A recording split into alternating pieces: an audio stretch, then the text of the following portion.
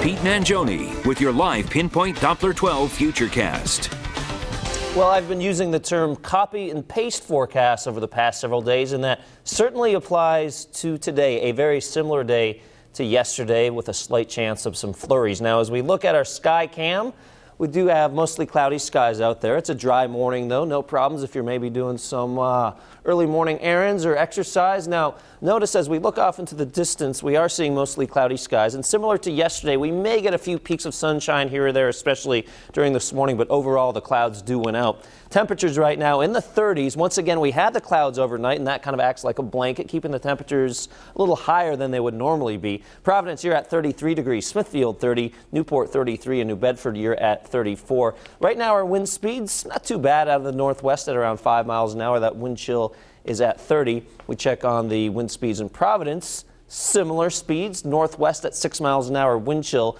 of 24 degrees. So yes, you need the jacket this morning, but nothing that unusual for this time of year. Live Pinpoint Doppler 12, you might be looking at this and saying, oh boy, it looks like snow. A lot of this is actually just some clutter showing up on our radar. There are actually some snow showers out in western Connecticut, and there's a chance we'll get clipped by a few flurries off and on today. I will actually detail the percentages and the timing coming up at the conclusion of this pretty exciting and entertaining weather forecast. In the meantime, we look at the satellite picture. Notice the more significant snow still in northern New England, and as this wave of energy slides down to the south, that will give us a chance of some snow showers later on this evening. In terms of this morning, mostly cloudy skies, perhaps a stray flurry or two in eastern Massachusetts, and you can see we're into the upper 30s by around noontime. And then high temperatures similar to what we had yesterday. 42 Central Falls, east side 42, Rumford 42 degrees, and North Providence gets into the low 40s.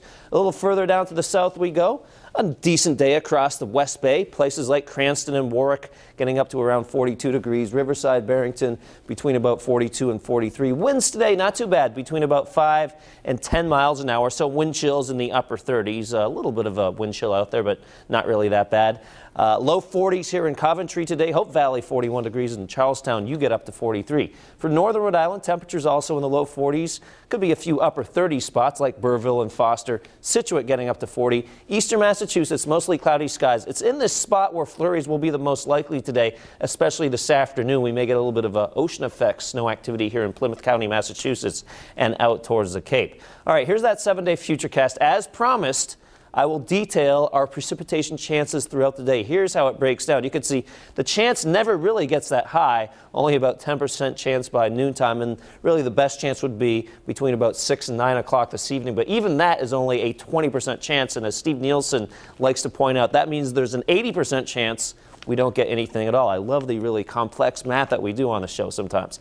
Now, as we start the work week, 43 degrees, mostly cloudy skies. Wednesday into Thursday, there are signs now that that storm will stay offshore. Still could get a glancing blow, so we still have to watch it.